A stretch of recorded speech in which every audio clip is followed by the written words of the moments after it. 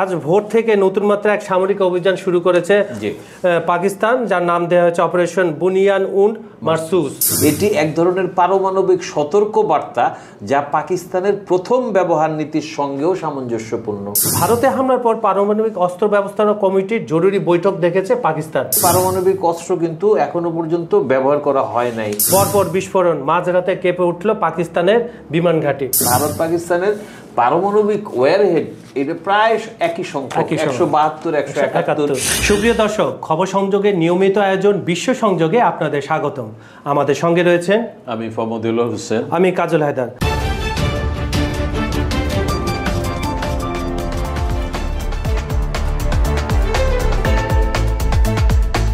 আমরা বিশেষ করে ভারত, পাকিস্তান এবং মধ্যপ্রাচ্যের দর্শকদের অভিনন্দন জানাচ্ছি। এই কারণে অভিনন্দন জানাচ্ছি, ওনারা আমাদের অনুষ্ঠানটা নিয়মিত দেখছেন, কমেন্ট করছেন, লাইক করছেন, শেয়ার করছেন।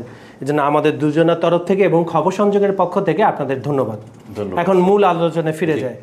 আলোচনা খুবই সংক্ষিপ্ত এবং খুবই মার কাট যুদ্ধ চলছে, পূর্ণমাত্রার যুদ্ধ শুরু। খুবই খারাপ বিষয়, কিন্তু আমাদেরকে বলতে হচ্ছে। যুদ্ধের যে পাল্টাপাল্টি ব্যবস্থাগুলি আছে, আপনি সেগুলি ফলো করতেছেন। যে জিনিসটা জানা গেছে যে অপারেশন সিঁদুর, এইটার অ্যাগেনস্টে আমরা প্রথম দিকে যেটা শুনেছিলাম যে পাকিস্তানের অপারেশনটার নাম দেওয়া হয়েছিল অপারেশন সোহাগরাত, কিন্তু এটা আজকে যে তথ্যটা পাওয়া যাচ্ছে সেটা হচ্ছে যে এই অপারেশনটা, পাকিস্তান যে অপারেশনটা এখন শুরু করেছে সেটার ব্যাপ্তিটাও একটু বেশি এবং এটার নামটাও পরিবর্তন করা হয়েছে অপারেশন বুনিয়ান উন মারসুস। বুনিয়ান উন মারসুস সম্বন্ধে যেটুকু জানা যাচ্ছে সেটা খুব স্পেসিফিকভাবে আমি বলবো যে এটা একটা আরবি বাক্যাংশ। আমি এটা একটু বলে নেই, তারপরে আমরা আলোচনা শুরু করি। যেটা কোরআনের সূরা আস-সাফে এসেছে, আয়াতে এসেছে। এটার বাংলা অর্থ হলো এক সুদৃঢ় প্রাচীরের ন্যায় গেঁথে দেওয়া কাঠামো অথবা সুশৃঙ্খলভাবে গাঁথা একটি দৃঢ় দালান। এটা কেন বললাম, কারণ হচ্ছে যে পাকিস্তান আসলে এই অপারেশনের মাধ্যমে যে জিনিসটা অর্জন করতে চায় সেটা এই নামের মধ্যে একটু চলে এসেছে। তো কাজল ভাই, আমি যেটা জানতে চাইবো সেটা হলো যে সর্বশেষ পরিস্থিতিটা কি? আচ্ছা, গতকাল ভোর রাত থেকে এ পর্যন্ত আমার কাছে যে আপডেট আছে, আমরা প্রথমে বলে দিচ্ছি এই আপডেটগুলো আমরা নিয়েছি ভারত, পাকিস্তানের বিভিন্ন মিডিয়া, প্লাস হচ্ছে আল জাজিরা, রয়টার্স এবং গণমাধ্যম থেকে। যেহেতু আগের অনুষ্ঠানে আপনি বলেছিলেন যে আমরা সোর্স থেকে কথা বলে, আমি সোর্সটা দর্শকদের আগে জানিয়ে দিলাম।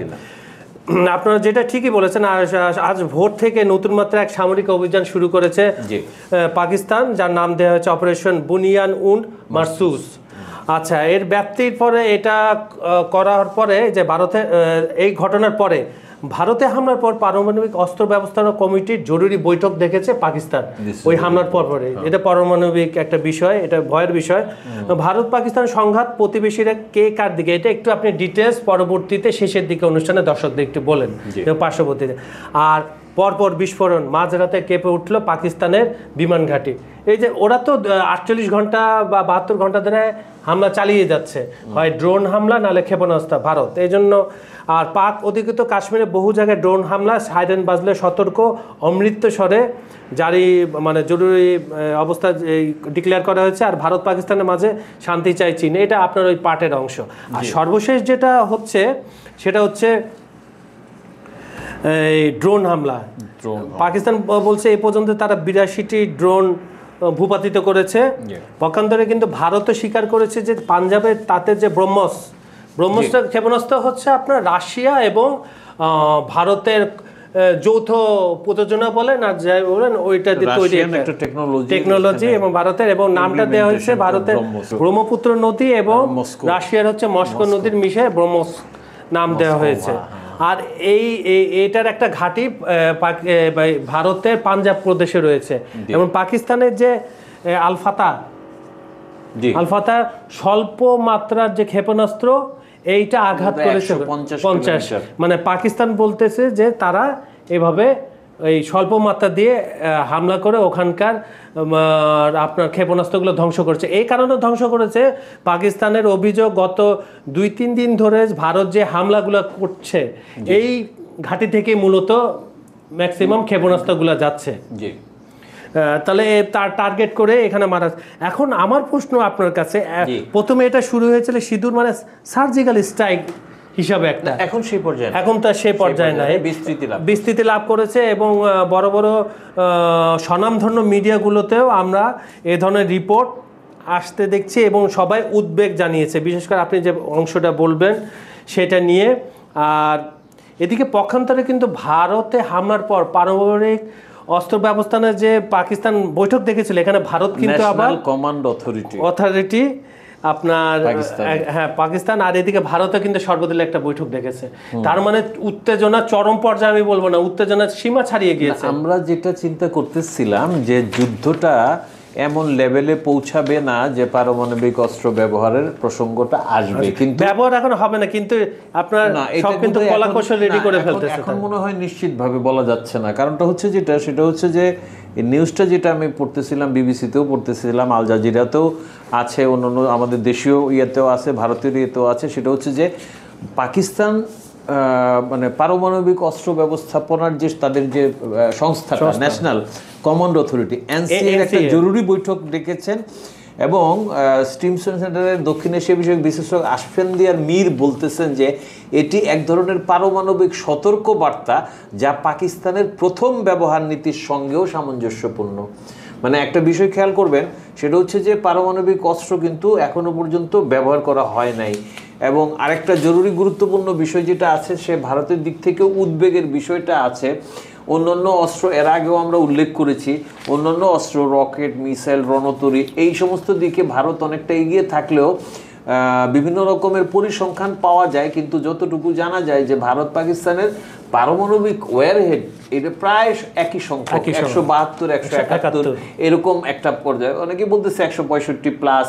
এবং এর মধ্যে কয়টা অ্যাক্টিভ আছে, মানে যে কোনো মুহূর্তে ছোড়া যাবে। যুদ্ধটা আসলে ব্যাপক আকৃতি লাভ করেছে এবং যেটা সবার কাছেই অনাকাঙ্ক্ষিত।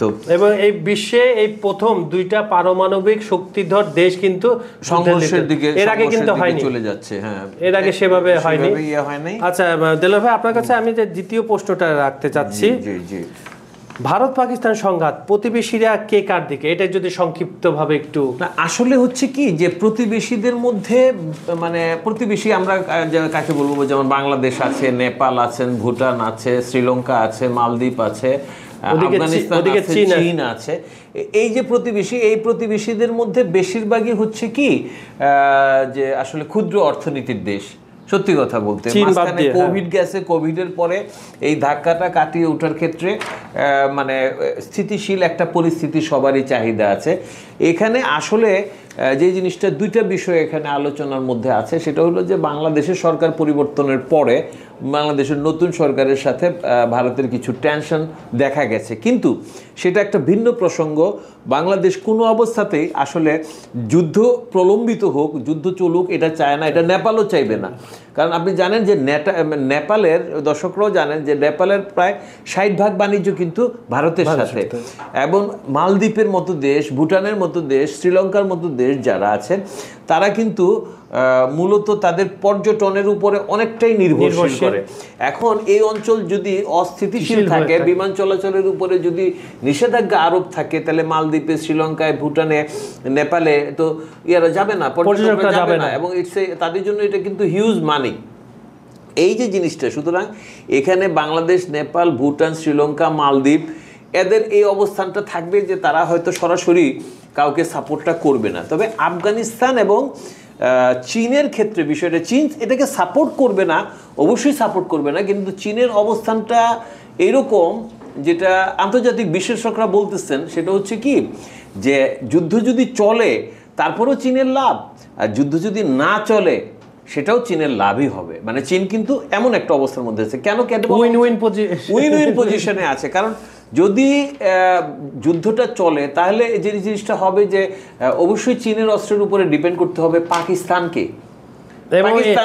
এখন পর্যন্ত পাকিস্তানের যে সফলতা খবর আসছে বিভিন্ন বিশ্ব মিডিয়ায়, এটা চীনের সমরাস্ত্র দিয়েই সফলতা আসে, প্লেন বলেন, ক্ষেপণাস্ত্র বলেন। মানে এই জিনিসটা হচ্ছে এমন, যেমন মনে করেন আপনার এই মানে পাকিস্তানের অস্তিত্ব, সার্বভৌমত্ব রক্ষা কিন্তু চীনের বিভিন্ন কারণে দরকার। আপনি জানেন, আমি একটা তথ্য একটু জানাই, সেটা হচ্ছে যে 2005 থেকে 2024 পর্যন্ত 6,800 কোটি মার্কিন ডলার কিন্তু চীন বিনিয়োগ করেছে পাকিস্তানে। চীন পাকিস্তান অর্থনৈতিক যে করিডোর সিপিইসি যেটা এবং বেল্ট অ্যান্ড রোডের আওতায় এই পাকিস্তানের বড় ধরনের বিনিয়োগ চীনে কিন্তু আছে, যে হিউজ অ্যামাউন্ট 6,800 কোটি মার্কিন ডলার। তো এখানে এটাই এই জন্যই আমি বলতেছিলাম যে যদি যুদ্ধ চলে সেটাও এক অর্থে চীনের লাভ, অস্ত্র বিক্রি করা যাবে। আবার যদি পাকিস্তানের কাছে এমনও হইতে পারে, কোনো বিশ্লেষক যেটা বলতেছেন যে পাকিস্তানের কাছে যদি টাকাও না থাকে কেনার মতো, অস্ত্র কেনার মতো, চীন বলতে পারে নাও পরে দিও, এই টাইপের একটা বিষয় আছে। ব্যবসাটা তো হয়তো কিছু বেশি টাকা নেবে। তো এই যে বিষয়গুলি আছে, এজন্য মনে করেন ভারতের সাথে বাংলাদেশের যে সিচুয়েশন, আমরা অনেক সময় আবেগের উপরে কিছু কথা বলি, কিন্তু সত্যিকার অর্থে আমাদের নিকটতম প্রতিবেশী দেশের সঙ্গে আমাদের অনেক রকমের বাণিজ্যিক বিষয়গুলি জড়িত আছে। তো এটাকে হুট করে মানে একটা সরকার পরিবর্তনের কারণে যে হুট করে একেবারে সবকিছু নেগেটিভ করে, এটা বাস্তবসম্মত হচ্ছেও না, এটা হচ্ছেও না। তার আরেকটা জিনিস বলি, যে সর্বশেষ যে প্রসঙ্গটা বলতেছি সেটা হচ্ছে তার আগে ওই যে ইরানের উদ্বেগ, একটা ইরান তো অবশ্যই ইরানের উদ্বেগের একটা খুব বড় কারণ আছে। পাকিস্তানের একেবারে সীমান্ত পাকিস্তানের সাথে সীমান্ত ইরান তো কোনো অবস্থাতেই চাইবে না যে মানে পাকিস্তান এই যুদ্ধটা প্রলোভিত। কারণ হচ্ছে আপনার ইরানের পররাষ্ট্রমন্ত্রী আব্বাস আরাগচি কিন্তু চলতি সপ্তাহে ভারত সফর শেষে পাকিস্তান, তারা টেনশনে আছে, পাকিস্তানে গেছে, ইসাকদারের সাথে বৈঠক করছে, ভারতে আসছে এবং এটা জয়শঙ্করের সাথে, এবং কিন্তু একই সঙ্গে দেখেন পাকিস্তানের সাথে তাদের যেই রিলেশনশিপ দীর্ঘদিনের সীমান্ত থাকার পরে নিকটতম প্রতিবেশী ভারতের সাথেও, মানে এই যে 2022-23 অর্থ বছরে ভারত ইরানের মধ্যে বাণিজ্যের পরিমাণ ছিল $250 কোটি। তো ইটস অলসো হিউজ অ্যামাউন্ট। এবং ভারত ইরানের শীর্ষ 5টি বাণিজ্যিক অংশীদারদের অন্যতম, ওয়ান অফ দেম। মানে এত বড় একটা দেশ, তাদেরকে আমরা কোনো সময়ই, ভারতের মতো একটা দেশকে আমরা কখনোই ফেলে দিতে পারি না। $100 কোটি মতো চাল যায় আপনার ভারত থেকে ইরানে।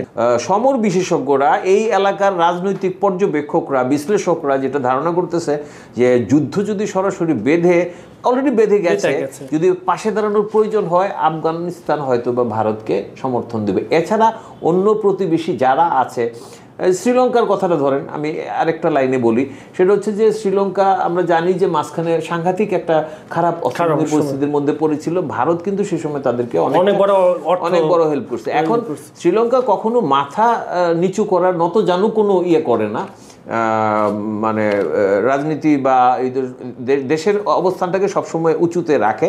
কিন্তু তারপরেও বাস্তবতা হলো যে শ্রীলঙ্কা, বাংলাদেশ, মালদ্বীপ, নেপাল, ভুটান, এরা কিন্তু আসলে এই দেশগুলি কখনোই চাইবে না যুদ্ধের মতো একটা পরিস্থিতি তৈরি হোক। দর্শক, আমরা অস্ত্রের বিভিন্ন গুণাগুণের কথা শুনছিলাম, আসলে এগুলি গুণাগুণ না, এগুলি দোষ।